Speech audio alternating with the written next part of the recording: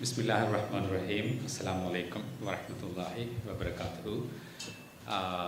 சகோதரர் என் அமீன் அவர்கள் கேட்டுக்கொண்டதற்கு இணங்க என்னுடைய உரையை சிங்களத்திலோ அல்லது ஆங்கிலத்திலோ வழங்க முடியுமா என்று கேட்டிருந்தார். ஏனென்றால் அமைச்சர் இங்கு இருக்கின்ற காரணத்தினால் சில விடயங்களை அவருக்கு சுட்டிக்காட்ட வேண்டிய தேவை இருப்பதனால் அந்த வகையிலே நேரம் கருதியும் என்னுடைய உரையினை நான் எழுத்திலே அளிக்கை செய்வதற்கு விரும்புகின்றேன்.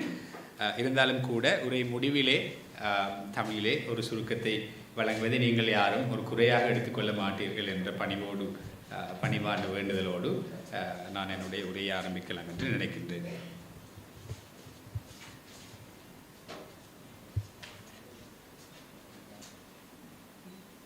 Honorable Dallas Alahaperma, Minister of Mass Media, Mr. N. Amin, President of Sri Lanka Muslim Media Forum, distinguished invitees, all the members of Sri Lanka Muslim Media Forum and my respected media colleagues.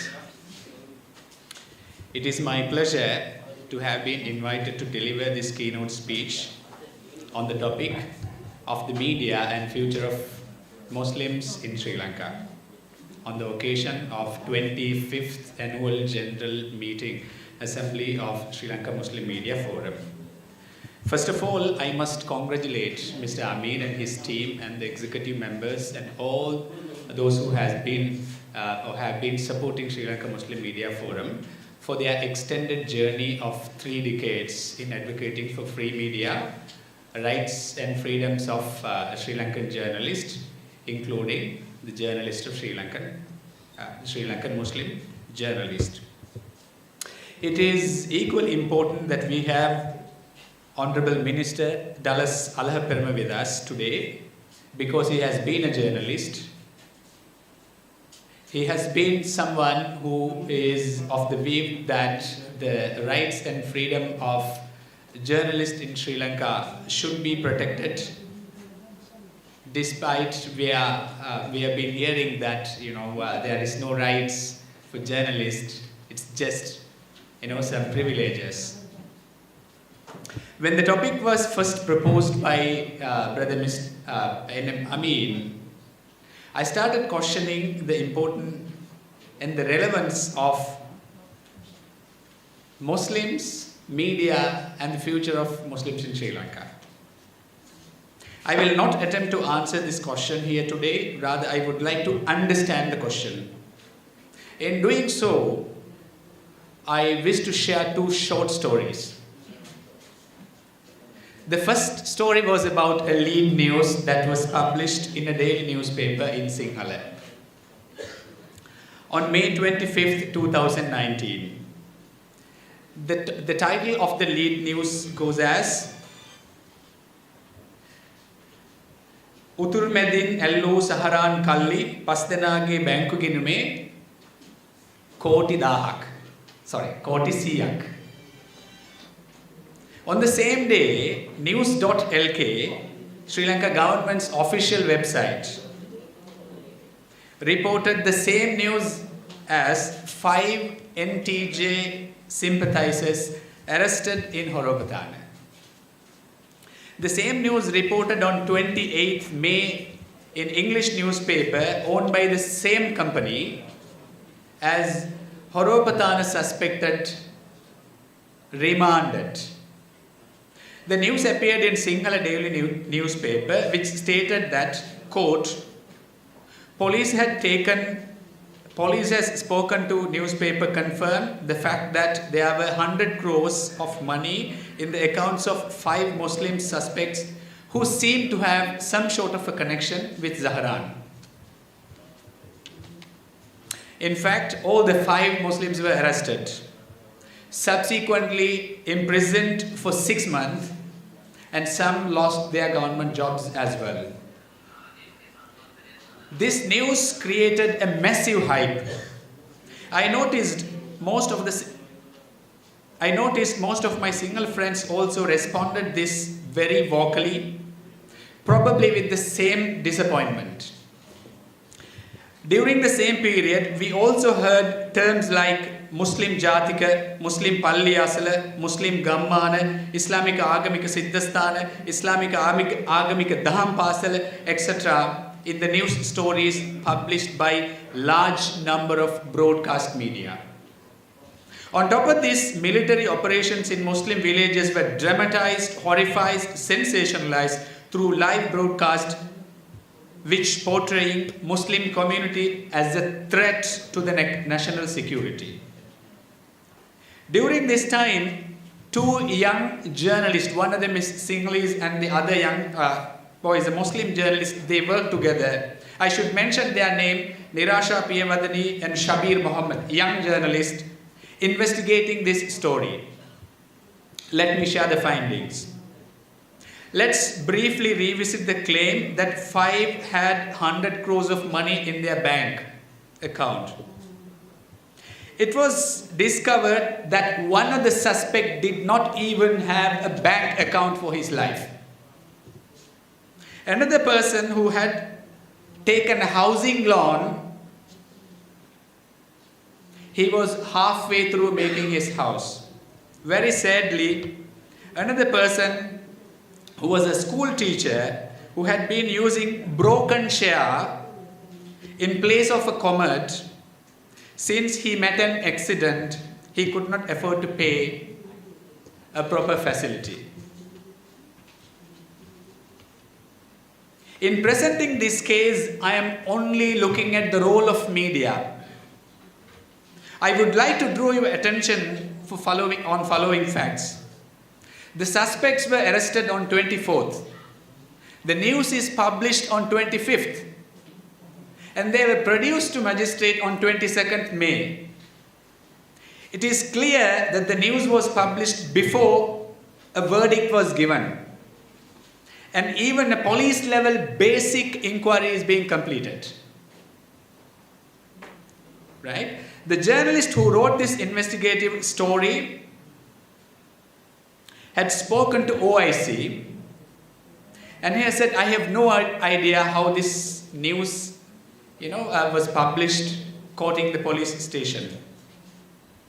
The area correspondent who wrote this news maintained that he wrote the story based on the information given by the police station.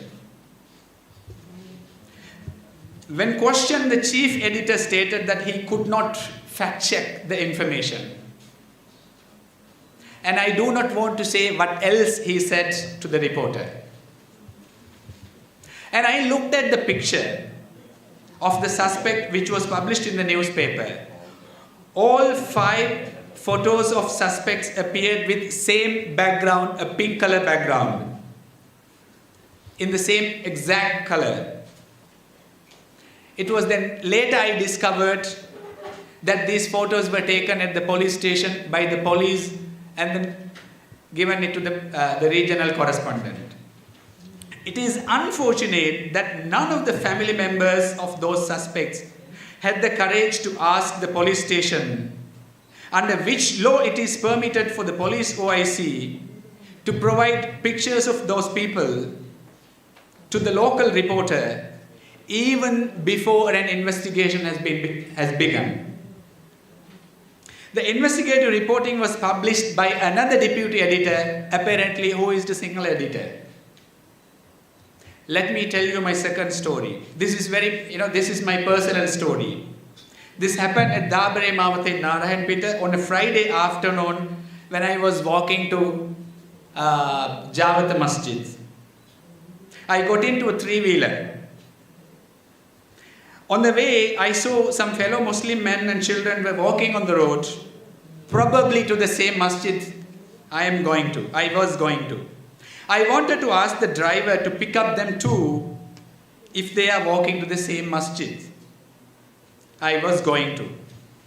Before I could do so, the driver slowed down the 3-wheeler, shouted harshly, yelled them and said, "Munnisa thamai me ape ratata mehema deyak wela tiyenne mahatthayo."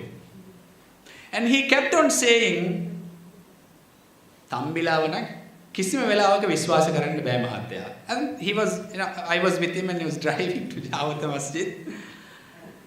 And then he said, we should kill these people. I did not react. When we were passing Malalasekara Mawatha, we met some Muslims going in their own vehicles. And then he was very impatient. And he said, see, මේගොල්ලෝ පල්ලියට යන විදිය බලන්න. පල්ලියට ගිහිල්ලා ඉගෙන ගන්න දේවල් වලින් තමයි මේ බෝම්බ ගහලා තියෙන්නේ. Then I saw a young elderly person going with the young children and then said, see, these are ISIS people. I felt extremely uncomfortable, not because what he was been saying to me, but rather because I was afraid of what would happen if he realizes that I am also a Muslim person. I prayed, came out of the masjid. The usual crowd was there. Among them, I felt someone was holding my hand. And I realized the same driver.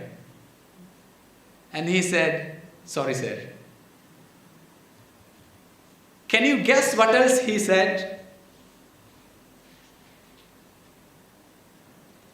Sir, බහැලා ගියයින් පස්සේ මට හිතට ටිකක් හොඳ නැහැ.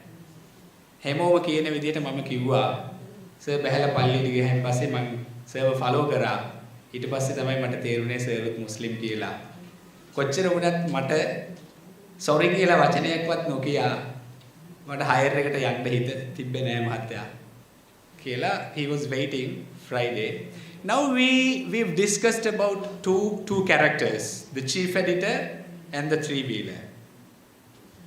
I have 5 questions. Based on how journalist and the three-wheel driver acted, is it fair to assume that this is a problem of few individuals?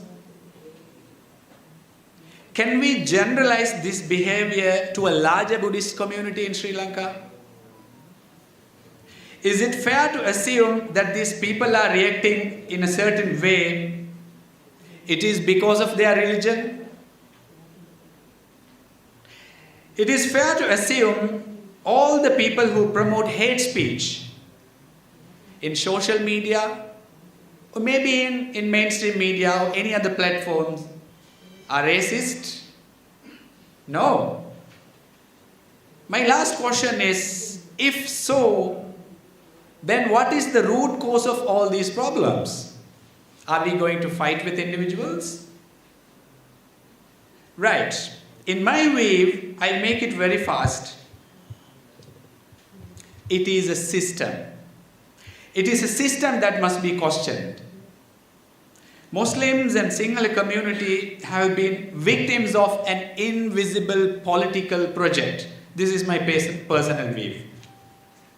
It is the project that requires a lot of discrimination, hate speech, misunderstanding, insulting, intolerance toward each other's community. Media does not have much freedom within the system. In a way, media is also a victim of the same political project I was just describing. Most media outlets promoted narratives that Muslims are trying to control economy, Muslim population growth is threatening Sinhalese, Muslim restaurants, all that we know. I'm not going to keep on saying. Several TV programs were aired to establish that Islam is oppressive to women, promoting extremism, violence, and Islam preaches intolerance against non-Muslims and all that. We've heard a lot. But we don't want to repeat of that, what we heard. Now, what is the outcome? Anti-Muslim rhetoric, fake news, hate speech against Muslims have been normalized. Muslims are pushed to think that their voice is not heard, not represented, not included adequately in the media. Thousands of young minds, this is from both the communities or from all the communities, have developed mistrust, misunderstanding, and they have lost confidence. A large number of Muslim youngsters are carrying the memory of wounds of destructions from April 21st. The ethnic egoism has become a key factor in all the level of our social life. And one of my colleagues whose name is Ashoka Darshan, probably you all know, who's a senior journalist, and when I was talking to understand his perspective of this keynote speech of my draft, and he said, Muslim lata viruddhava podi kopi kadayak kariya ekata business එකක් තියෙයි. මොකද මිනිසුන්ගේ මනස එහෙම විකෘති වෙලා තියෙන්නේ මේ මාධ්‍ය සදාචාරය නිසා. To some extent I agree, to some extent. We need to understand the system under which all of this happening.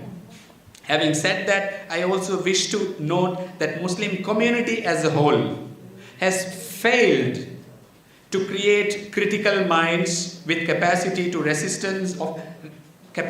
resisting extreme ideologies. There is no problem in how Islam teaches peace and coexistence, but there is a serious problem on how the teaching of Islam is being taught at various levels. I know that Media Forum has been lobbying for a separate media for Muslims, but I have never seen any blueprint or a strategic document on that for the last 25 years. Sorry to say that. As someone who had studied growing nature of Sri Lanka's media landscape and ecosystem in depth, it is my personal view that media with religious identity cannot fix all the problems that we are facing, especially when media itself has become part of the problem. It is important to understand as to why media outlets continue to support anti-Muslim sentiments. If Media Forum is still adamant in their demand, it will be important to understand this. The problem of poor portrayal of Muslims in Sinhala media is not entirely a media problem. It is partly a global order that is pushing a different agenda, and I am not willing to talk on that today. Secondly, there is a serious problem on how growing news media and information ecosystem is understood by Media Forum.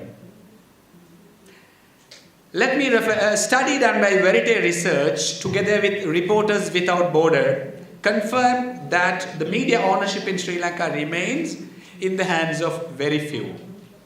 More than 75% of the market share of broadcast media is controlled by 5 people in Sri Lanka.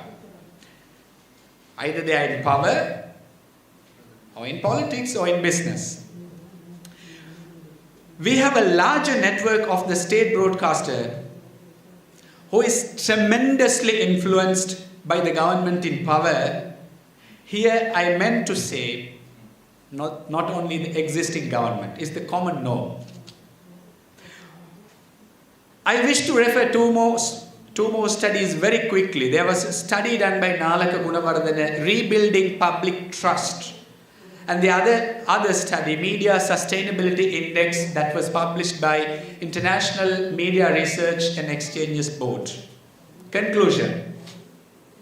Both the studies have observed that the media in Sri Lanka is finding it difficult, especially during the COVID time. It is extremely difficult to grow as a self-sustaining independent media.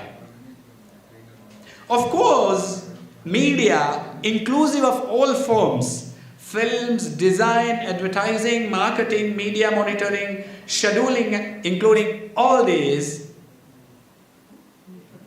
makes 150 billion annual revenue. So which is 1% of our GDP, which is quite a lot of money.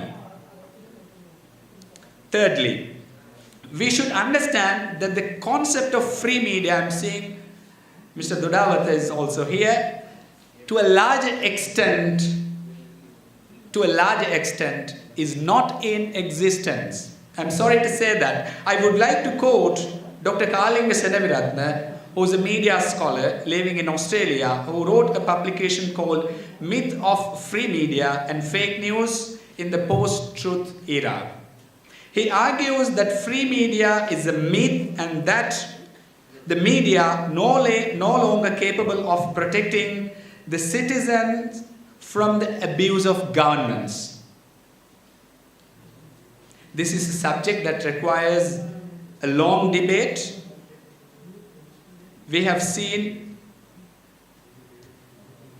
Similarly, truth that is constructed in the media has become also a problematic reality. We know how media fabricated the fiction of Dr. Shafi, becoming juries and lawyers and judges and experts and whatnot. At some point, media reported that government provided salary to Zahran, quoting some members of MPs. And this was extensively discussed in the parliament and social media sphere. Later, the same media reported the allegation was simply not true. Sri Lanka Muslim Media Forum should take into account the fact that the digital technology, media convergence, social media, and the excessive use of smartphone, it's more than 130% now, 22%, changed how media traditionally operates in our country. At present, every citizen with a smartphone has become a media outlet. Media ethics has been massively challenged. Media propaganda, disinformation has become severe threat to so-called free media. It is in this background it has become right. Let me skip a portion of my speech. Fifth, we must not forget that we are all living in a polarized environment.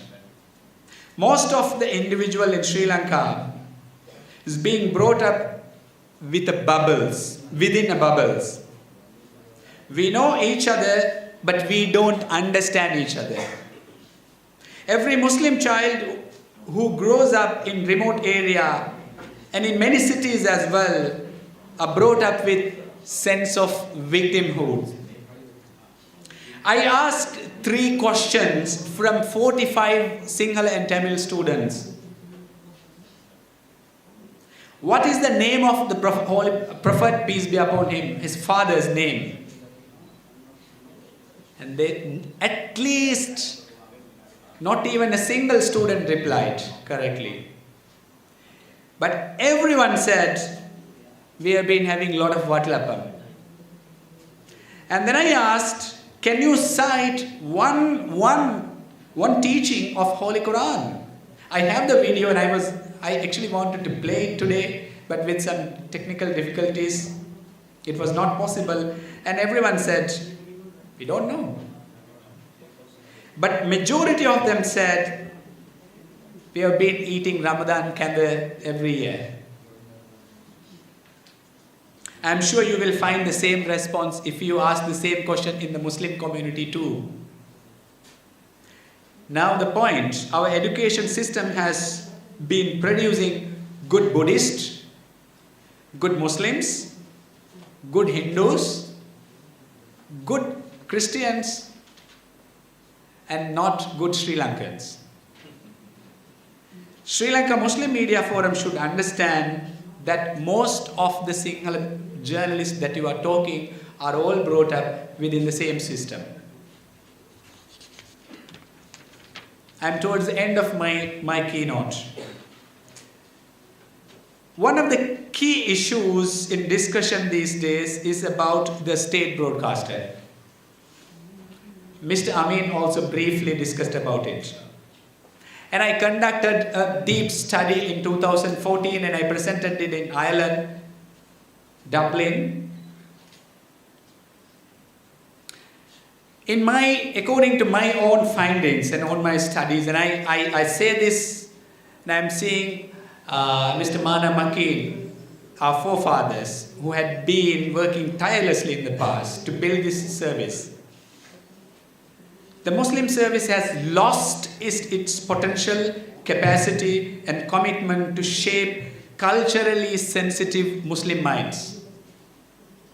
To a great extent, Muslim service has become yet another religious school.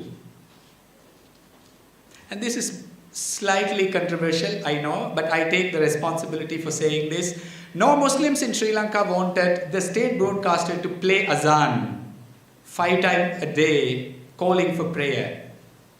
And that was purely a political arrangement.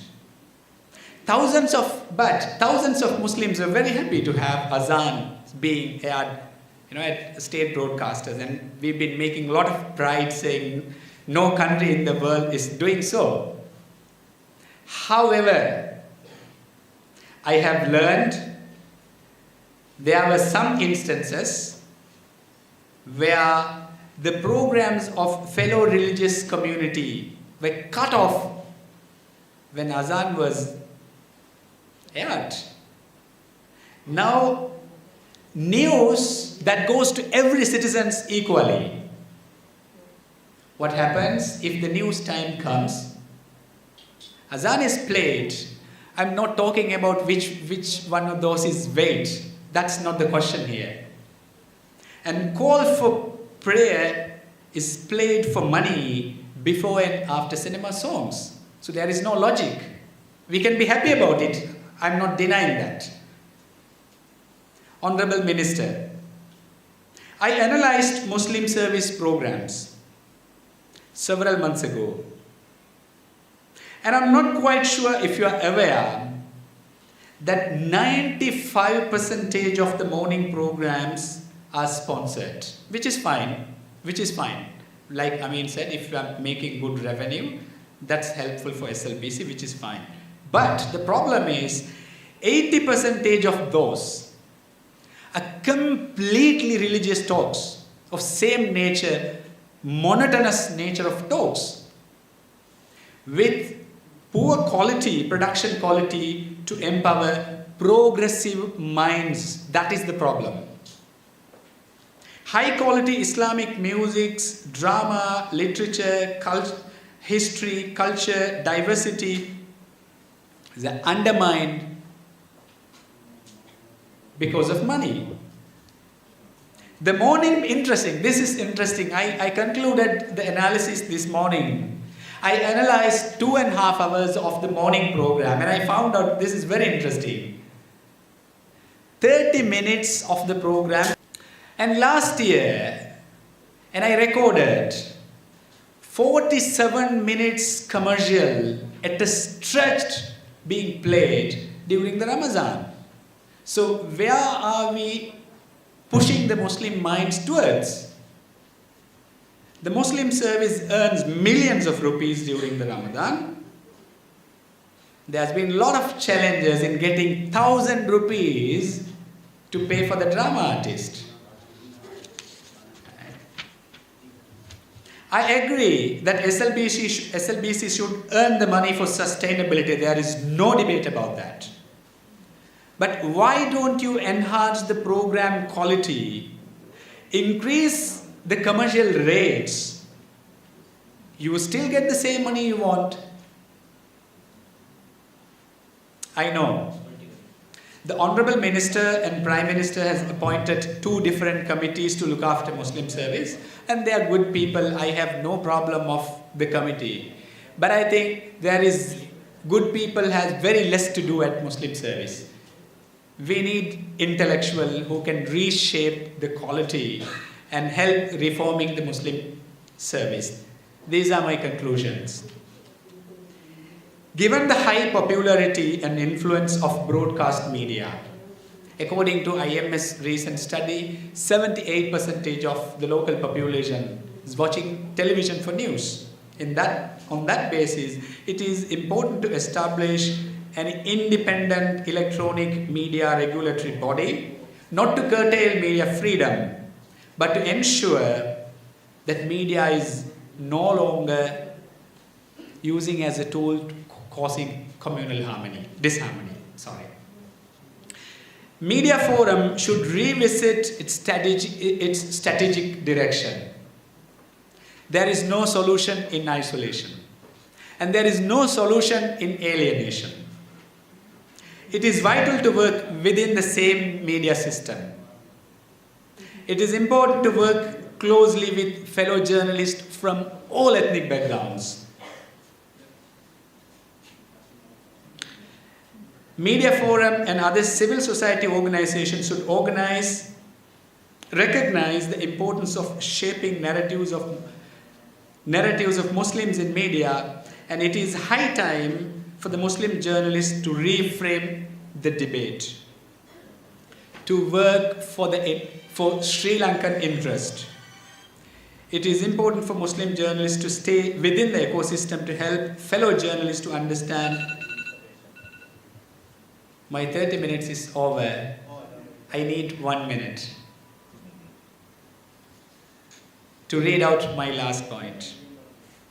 It is digital era which is important to have professional journalists with the capacity to cater the nation's interest. If you cater the nation interest first, your interest will be taken care. And I took 10 more seconds. Sorry about that. Thank you very much, and I wish Muslim Media Forum a very fruitful AGM. Thank you.